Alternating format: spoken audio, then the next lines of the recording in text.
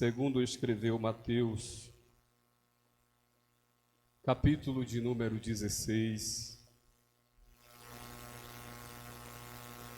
E eu quero ler dos versículos 21 ao 28. Mateus, capítulo de número 16, versículos 21 e 28. O irmão Jailson escolheu um texto muito desafiador, principalmente para quem vai pregar. Deus tenha misericórdia de mim, meus irmãos. Ore por mim.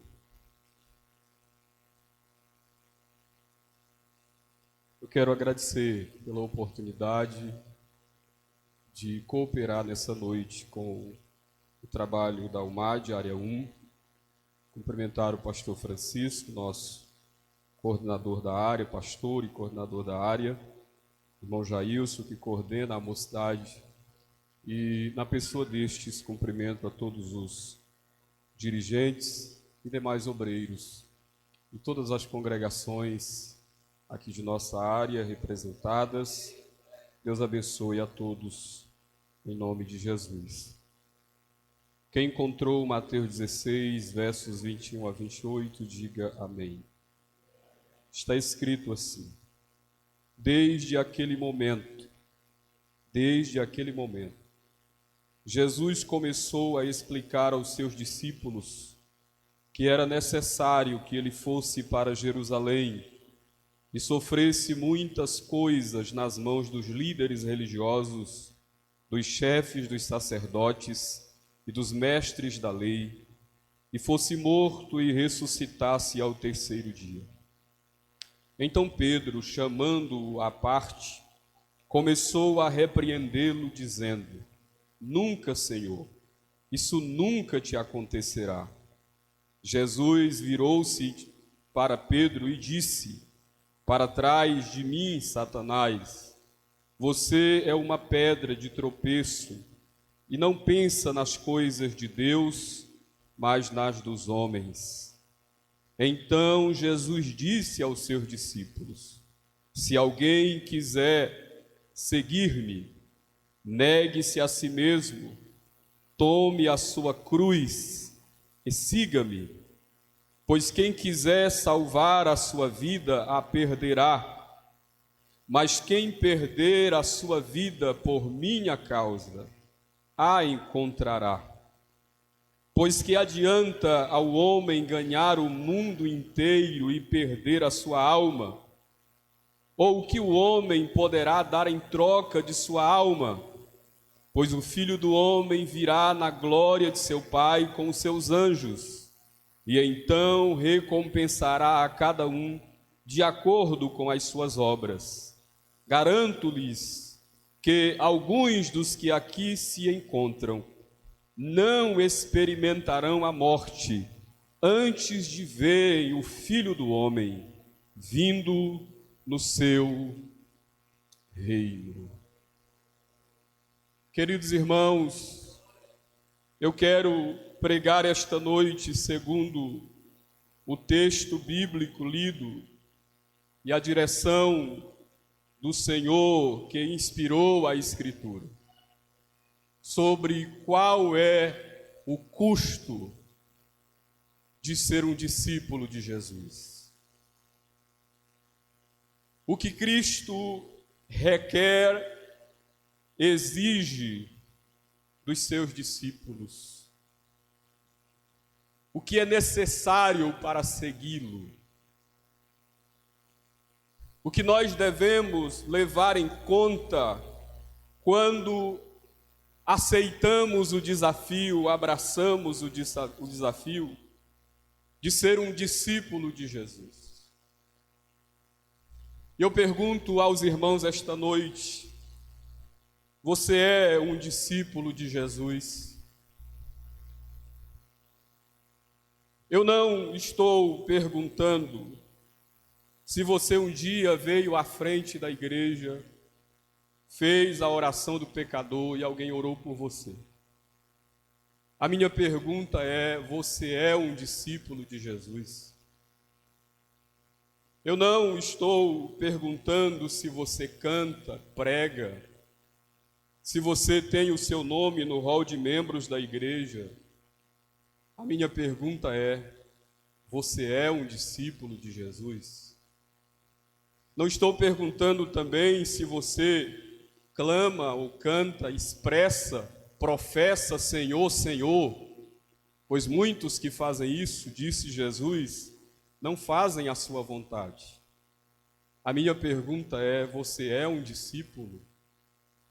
Não estou perguntando também se você profetiza, expulsa demônios, opera maravilhas, pois muitos que assim fazem, no dia do juízo ouvirão da parte de Jesus: apartai-vos de mim, porque nunca vos conheci.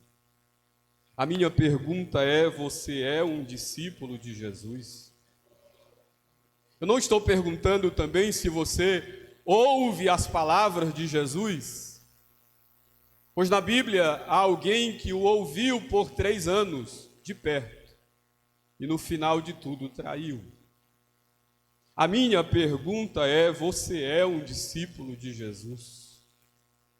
Porque ser discípulo de Cristo vai além de todas estas coisas. Pois é possível ter o nome no hall de membros da igreja, é possível pregar, cantar, é possível exercer um cargo eclesiástico, é possível cumprir os deveres religiosos, é possível dizer Senhor, Senhor, é possível profetizar, até expulsar demônios, é possível fazer todas estas coisas e não ser um discípulo de Jesus. A minha pergunta, torno a repetir, é: você é um discípulo de Jesus? Você já se identificou com Cristo, porque um discípulo é um imitador? Você já se identificou com Cristo de tal forma que você pode fazer das palavras de Paulo as suas? Já estou crucificado com Cristo, vivo não mais eu, Cristo vive em mim. E a vida que agora vivo-a na fé do Filho de Deus, que me amou e se entregou a si mesmo por mim. O texto tem apreço. O que nós temos é o convite ou os desafios que Jesus apresenta diante daqueles que desejam ser um discípulo dele.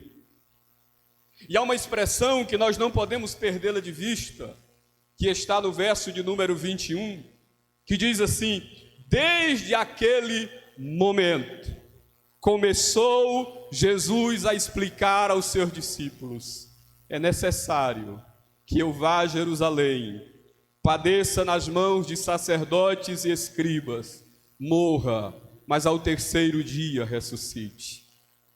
E essa expressão ela é de extrema importância na compreensão do texto, porque até este momento Jesus não havia falado sobre a cruz. Até este momento Jesus já havia falado sobre diversos assuntos, mas ele ainda não havia tocado no assunto central da sua missão, que era morrer na cruz pelos pecadores. E Jesus faz isso quando estava nas regiões de Cesareia de Filipe, e ele começa então a perguntar aos seus discípulos: o que dizem os homens sobre o Filho do Homem? E alguém se levanta e diz: olha, uns dizem que o Senhor é João Batista, outros que o Senhor é Elias, Jeremias, ou um dos profetas. E vós, quem dizeis que eu sou? Pedro, tomando a palavra, responde: tu és o Cristo, o Filho do Deus vivo. Pedro, é claro, expressa esta palavra não movido pela sua carne, mas movido pela inspiração, pela revelação sobrenatural do próprio Deus, o próprio Jesus disse: Pedro, eu te digo que não foi carne e sangue que te revelaram isso, mas meu Pai que está nos céus. E eu te digo, Pedro, tu és Pedro, mas sobre esta pedra edificarei a minha igreja, e as portas do inferno não prevalecerão contra ela. Então Jesus, tomando as palavras de Pedro, expressa que essa de fato era uma verdade. Ele era o Filho de Deus, o Filho do Deus vivo. Ele vinha com o propósito de edificar a igreja, uma igreja edificada por ele, que pertencia a ele, sobre a qual as portas do inferno não prevaleceriam. E é a partir deste momento, desde esse momento, em que Pedro recebe a revelação de que ele é o Filho de Deus, que ele começa então a dizer: é necessário que eu vá a Jerusalém, morra, mas ressuscite ao terceiro dia. E por que eu disse que esse texto, ou esse versículo, essa expressão, ela é tão importante para a compreensão do que Jesus diz na sequência, desde aquele momento? Porque é exatamente, ou é no exato momento em que a glória de Cristo é revelada, em que a verdade sobre ele, de que ele é o Filho de Deus, o Deus encarnado, ele é aquele que foi enviado pelo próprio Deus. Quando esta verdade é revelada, é que Jesus começa a falar sobre a cruz. Mas por quê? Porque seguidores, acompanhantes, aqueles que estão apenas na multidão que acompanha Jesus, estão preparados para ouvir sobre a glória do Cristo, mas não estão prontos a seguir o Cristo da cruz. Eles estão prontos para ouvir sobre o Cristo glorioso, o Cristo poderoso, o Cristo que faz milagres, o Cristo que opera sinais. Mas eles não estão prontos para seguir o Cristo crucificado. Eles estão apegados a uma teologia da glória, mas não abraçam o desafio da teologia da cruz.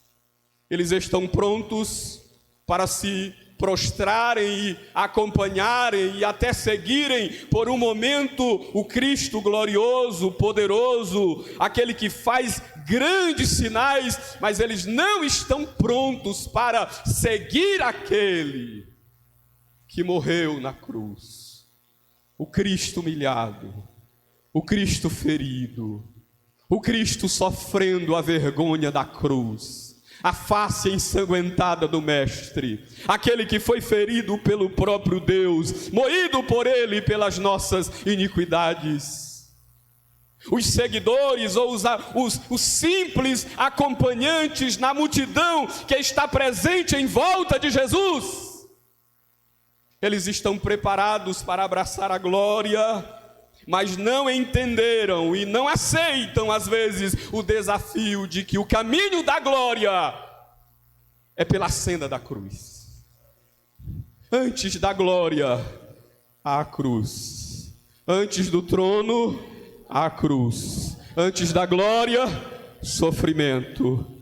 Antes do céu, uma senda de dor. Antes das recompensas eternas, a renúncia, o desapego, o deixar para trás, o negar-se a si mesmo, o tomar a sua cruz, o seguir a Ele, se identificando com Ele por toda a vida.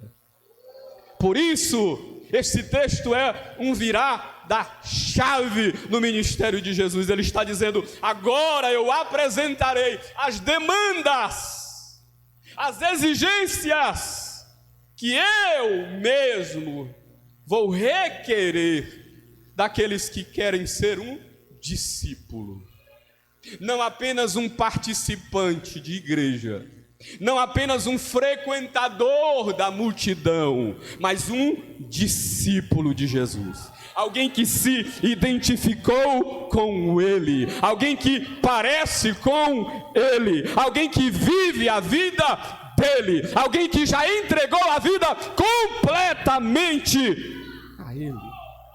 Quais são as demandas? Quais são as exigências?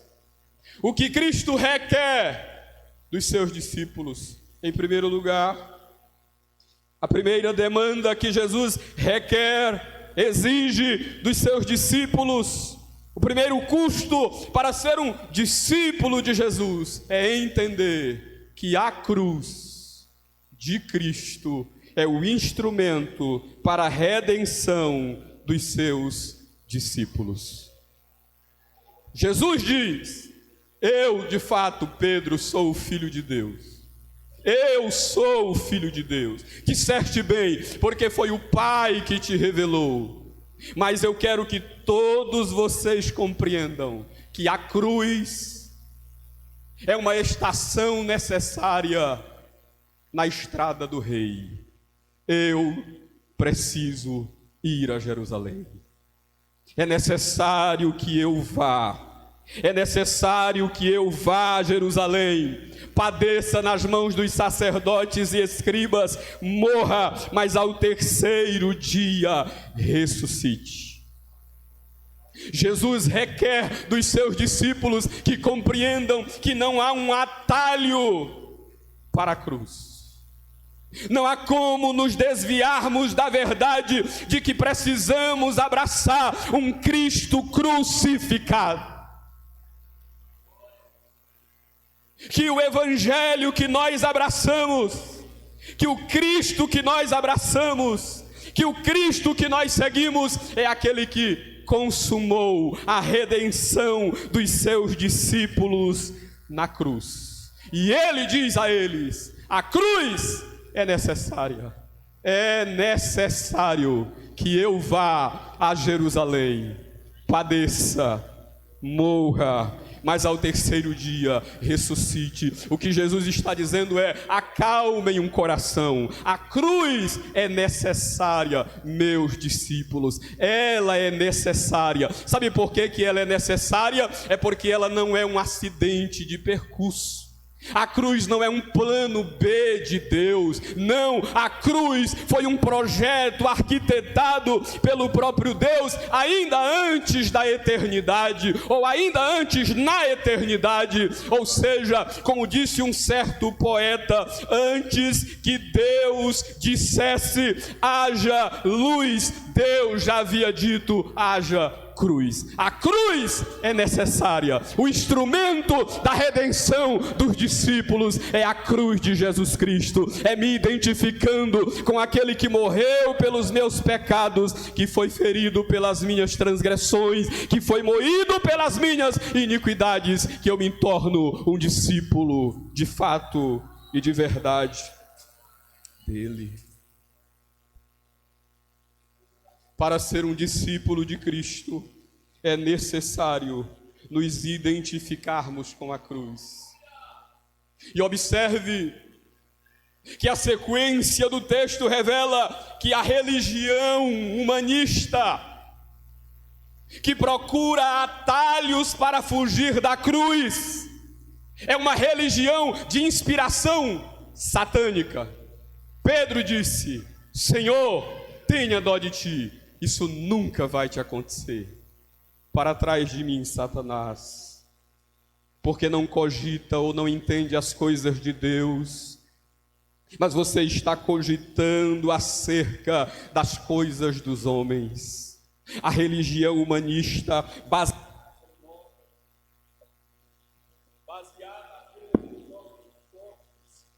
baseada apenas nas obras praticadas, baseada apenas naquilo que nós podemos fazer para Deus, para que possamos ser aceitos por Ele, é uma religião de inspiração satânica, é uma religião de inspiração diabólica. Porque a religião verdadeira, o cristianismo verdadeiro, o discipulado verdadeiro é olhar para o Cristo que morreu e dizer: Ele morreu por mim. Ele foi ferido pelas minhas transgressões. Ele foi moído pelas minhas iniquidades. Ele foi ferido em meu lugar. Ele levou sobre si o castigo que me traz a paz. Eu hoje sou salvo. Eu hoje sou discípulo, porque Ele, aquele que está no céu, que era Deus, esvaziou-se a si mesmo, tomou a forma de homem e se humilhou na cruz, morrendo em meu lugar, para que hoje eu fosse um discípulo dele. Ser um discípulo de Cristo é compreender que eu fui redimido pela sua cruz, pelo seu sacrifício. Em segundo lugar, a segunda exigência, a segunda demanda de Cristo aos seus discípulos, no verso 24 ele diz: então disse Jesus, se alguém quiser seguir-me, negue-se a si mesmo. Se a primeira demanda é olhar para Cristo, ou olhar para a sua cruz como instrumento da minha redenção, a segunda demanda que Jesus coloca diante dos seus discípulos, o que ele requer, o custo do discipulado, é a negação do eu. Aquilo que o escritor Timothy Keller chamou de autoesquecimento. E eu disse que esse texto é desafiador, porque infelizmente os irmãos sabem, não é de hoje, mas isso se tornou ainda mais intenso nestes últimos dias. Nós vivemos em uma sociedade marcada pelo narcisismo. Nós vivemos em uma sociedade que está apaixonada pela sua própria imagem, que não consegue adorar ou admirar outra coisa a não ser o seu próprio reflexo no espelho. Nós vivemos uma sociedade marcada pelo egocentrismo. Nós vivemos um tempo em que está muito em voga o amor próprio, o ame-se a si mesmo, que nada mais é do que um outro nome para a egolatria. O convite de Cristo, entretanto, é: negue-se a si mesmo. Abrace o autoesquecimento. Entenda que para segui-lo, para ser um discípulo, você precisa negar a si mesmo. Você precisa, permita-me a expressão, se abandonar nos braços de Jesus. Você precisa exercer o autoesquecimento e compreender que o mundo não gira em torno de você, que você não é o centro, que nada gira em torno da sua vida, que você não é alguém ou para quem ou por causa de quem Cristo faz todas as coisas, ou acerca das quais todas as coisas giram em torno de você. Para seguir a Ele, é preciso primeiro, além de compreender a cruz de Cristo, negar a si mesmo. E esse é um desafio para nós, inclusive, que estamos na igreja, porque nós vivemos também um tempo de egocentrismo. Nós vivemos também um tempo de narcisismo espiritual. As pessoas estão apaixonadas pela própria espiritualidade. As pessoas estão apaixonadas pelo fato de o quanto são espirituais. As pessoas fazem de tudo para aparecer, para ser vistas, porque, como diz o ditado, quem não é visto não é lembrado. Mas o convite de Cristo é: negue-se. Exerça o autoesquecimento. Esconda-se em Cristo. Abandone-se em seus braços. Negue-se, exerça o autoesquecimento, esconda-se em Cristo, de tal forma que só Ele seja visto, só Ele seja lembrado, só Ele seja glorificado, só a Ele seja dada a glória, só a Ele seja dado louvor. Abaixo a vanglória, abaixo o antropocentrismo, abaixo o humanismo, e glorificado seja o Deus Todo-Poderoso, que merece o louvor, a honra e a glória pelos séculos dos séculos. Você precisa se despir, moça, rapaz, meu amigo, meu irmão. Você precisa se despir dessa síndrome maléfica de querer aparecer. Deixe que Cristo apareça, deixe que Cristo seja lembrado, deixe que Cristo seja glorificado. Exerça o autoesquecimento, negue-se a si mesmo, porque quando eu nego a mim mesmo, quando eu exerço o autoesquecimento, então Cristo torna-se de fato o governante, aquele que dirige a minha vida. Eu entendo que nada mais gira em torno de mim, nada gira em torno das minhas necessidades e preferências. É tudo dele, é tudo por ele, é tudo para ele. Ele é o centro, e a partir de então toda a minha vida se torna uma vida teocêntrica. Deus é o centro. Eu trabalho para a glória de Deus, eu cuido da minha família para a glória de Deus, eu canto para a glória de Deus, porque tudo é para Ele, tudo é por Ele e tudo é por meio dEle. Por isso, quando eu exerço o autoesquecimento, eu estou preparado para de fato adorá-lo como Ele merece, servi-lo como Ele merece.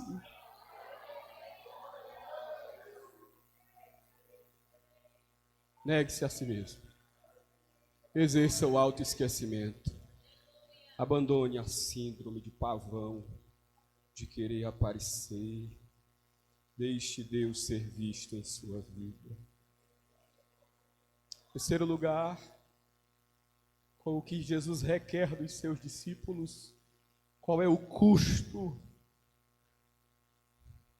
Ele diz no verso de número 24, quem quer me seguir, negue-se a si mesmo, tome a sua cruz. Receba a sua cruz. Tome-a e siga-me. Terceiro lugar, e foi dito essa noite, eu acho, pela Sabrine, desculpe se eu estou errado no texto que ela leu, eu estava prestando atenção, bem mesmo. Eu disse, amém, Jesus, obrigado.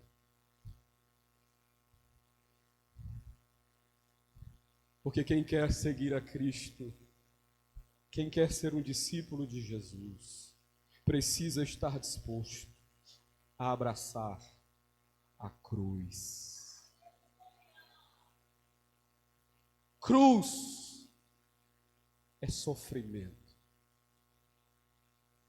A simbologia da cruz no Novo Testamento nunca aponta em ocasião nenhuma para conforto, para uma vida boa e tranquila. Cruz é símbolo de sofrimento.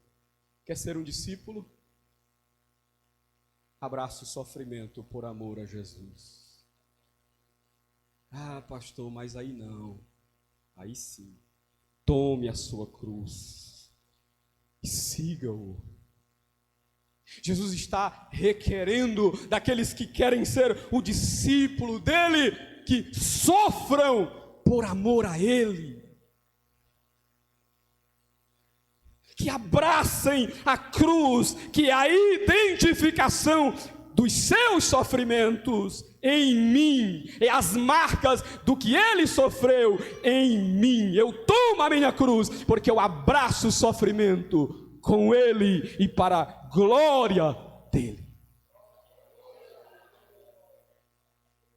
Você quer mesmo ser um discípulo de Jesus? Porque para ser um discípulo, você precisa estar preparado para abraçar o sofrimento e dizer, como disse O Jonas madureia que você precisa abraçar o seu sofrimento e agradecer a Deus, porque os seus sofrimentos lhe aproximam mais e mais de Deus, mais e mais de Deus, porque a autossuficiência me distancia de Deus, mas a compreensão da minha insuficiência me deixa mais perto dele, porque perto dele, ele revela a sua grandeza, e a minha pequenez é revelada, e a glória é apenas para ele. Você precisa se identificar com Cristo em seus sofrimentos. Em Mateus 20, botaram o relógio. Em Mateus 20, estava procurando ele. Em Mateus capítulo 20, você vê isso descrito de maneira muito clara, quando a mãe dos filhos de Zebedeu, de Tiago e João, chega ao encontro de Jesus, ou diante de Jesus, e diz assim: Senhor, eu quero que o Senhor permita que os meus filhos sentem no teu reino, na tua glória, um à tua direita e um à tua esquerda. Olha, como o olhar deles, a esperança deles estava para além da cruz, na glória, na glória. Aí Jesus disse: vocês podem beber o cálice que eu vou beber? E eles respondem imprudentemente, mas respondem: podemos. Não sabem nem do que eles estão. Podemos. E Jesus disse: de fato, vocês vão beber. Tiago e João é o primeiro e o último discípulo de Jesus Cristo. Tiago morre decapitado em Atos capítulo 2. João, depois de sofrer por todo o seu ministério e ser exilado na ilha de Patmos, morre por volta do ano 98 na cidade de Éfeso, em boa velhice, mas depois de ter sofrido muito por amor a Cristo. Jesus diz: vocês vão beber. Compreendam uma coisa, que no meu reino, maior não é aquele que exerce autoridade, mas aquele que serve. Pois o Filho do Homem não veio para ser servido, mas para dar a sua vida em resgate de muitos. Jesus está dizendo: vocês estão olhando para a glória, mas antes da glória existe a cruz, o sofrimento. É necessário que eu vá à cruz, e vocês, para ocuparem um lugar ao meu lado, é necessário que vocês bebam o cálice que eu vou beber. É necessário que vocês bebam o que eu vou beber. Vocês sofram, não como eu vou sofrer, porque eu vou sofrer pelos pecadores, mas que vocês sofram por amor a mim, pois para aqueles que sofrem por amor a Cristo, que levam a sua cruz, há uma promessa gloriosa, que no dia da eternidade, quando a eternidade se romper diante de nós, nós seremos coroados. Mas não existe discipulado sem cruz. E eu vou encerrar do meu horário. Eu quero falar apenas de mais uma característica. Permita-me, meu querido pastor, só mais 4 minutos. Jesus disse no verso de número 25: pois quem quiser salvar a sua vida, perdê-la. E quem perder a vida por amor de mim, achá-la.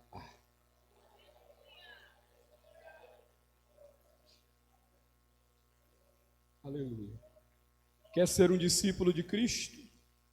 O custo para o discipulado, o custo que Jesus requer dos seus discípulos, é compreender que no seguir a Cristo, eu começo primeiro perdendo, para depois ganhar. Eu perdo para só assim ganhar. Ele disse: quem ganha a sua vida, a perderá. Mas quem perder a vida por amor de mim, achá-la. E Jesus conclui este ponto tratando daquilo que é a essência do discipulado. Eu perco a vida, eu abandono, eu exerço autoesquecimento, eu renuncio a mim mesmo, eu abro mão daquilo que eu não posso sustentar para receber aquilo que eu não posso conquistar. Eu abro mão daquilo que eu não posso sustentar. O que é que eu não posso sustentar? A minha própria vida. Eu não tenho como sustentá-la. A minha vida, querendo ou não, a minha vida está nas mãos daquele que é soberano sobre cada ser humano. Eu abro mão do que eu não posso sustentar para receber aquilo que eu não posso por mim mesmo conquistar. Eu abro mão da minha vida. Eu me abandono nos braços de Jesus. Eu exerço o autoesquecimento para receber aquilo que eu, por meus méritos, não posso conquistar: a vida eterna em Cristo Jesus.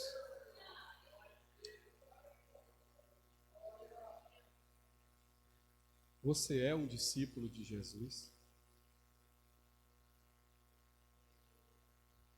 Você pode dizer esta noite com toda a convicção do seu coração que você já negou a si mesmo, tomou a sua cruz e está seguindo?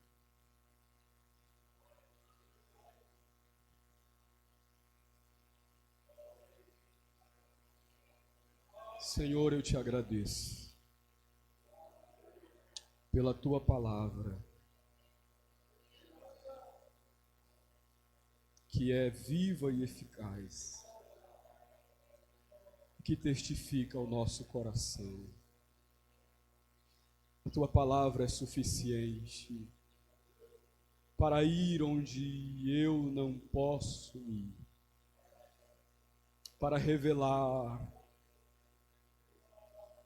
A tua palavra penetra até a divisão da alma e do espírito. Oh, Espírito Santo, aplique a tua palavra no coração destes jovens, no coração dos irmãos nesta noite aqui congregados. Senhor, nos dê a graça necessária para abraçar os desafios de ser um discípulo de Jesus de verdade. Que o teu nome em nós seja glorificado, que o louvor seja tributado apenas a ti, que a glória seja apenas ao Senhor. Que nós nos escondamos debaixo de tuas mãos, que a tua glória nos envolva como a fumaça que envolveu Isaías na visão do trono, e que entre nós se ouça apenas o cântico: Santo, Santo, e basta.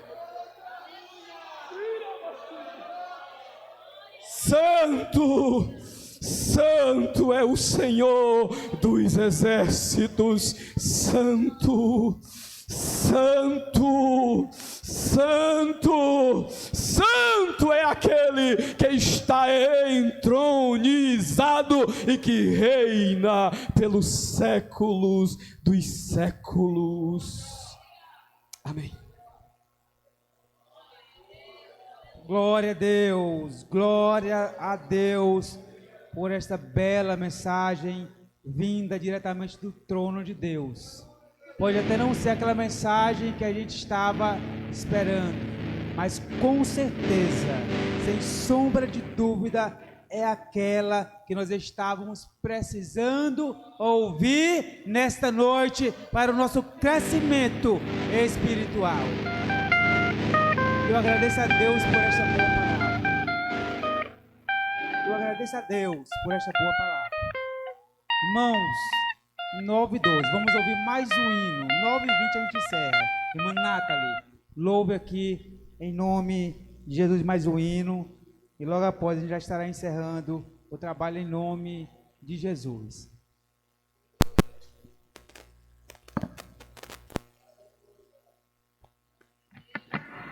Glória a Deus.